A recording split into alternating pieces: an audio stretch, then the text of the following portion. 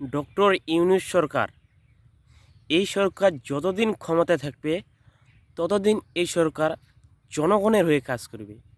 কোনো ডাকাতি করবে না, কোনো স্বৈরাচারী শাসকও হবে না। প্রবাসীদের ভোটিং সিস্টেম চালু হচ্ছে।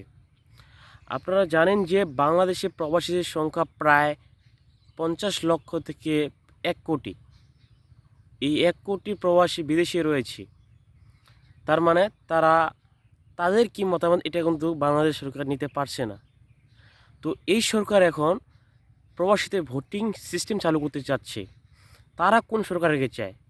কারণ তারা বিমানবন্দরে কোন সরকারের কাছ থেকে ভালো একটা সার্ভিস পেয়েছে, এটা তাদেরও মতামত দেওয়ার অধিকার, কারণ তারা এই দেশের নাগরিক।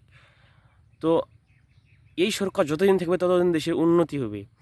আজকের নতুন খবর হচ্ছে বাংলাদেশ অর্থনীতি দিয়ে অনেক শক্তিশালী হয়েছে। 125তম থেকে প্রায় 85তম মনে হয়, এরকম একটা খবর পাওয়া যাচ্ছে।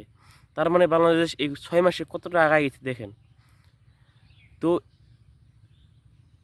মানুষ, জনগণ যেন সরকার পতনের জন্য যেমন আন্দোলন করতো, আমি আশা রাখি যে বাংলাদেশের জনগণ এই সরকার রক্ষার জন্য আন্দোলনে নামবে। আমি চাই এই সরকার অনেক দিন থাকুক, এই জনগণের হয়ে কাজ করছে এই সরকারকে আমাদের সমর্থন করা দরকার।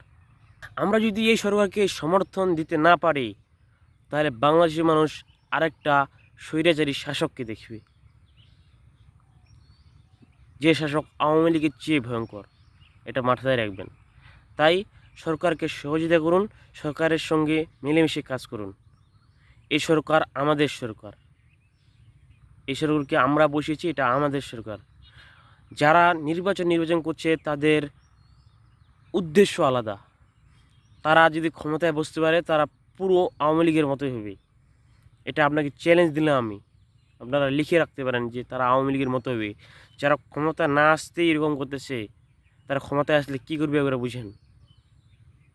অন্যান্য দলও তো আছে, যেমন জামাত তো একটা বড় দল, তারাও তো কিছু করতেছে না। চাঁদাবাজি, লুটপাস, নির্বাচন চায় না।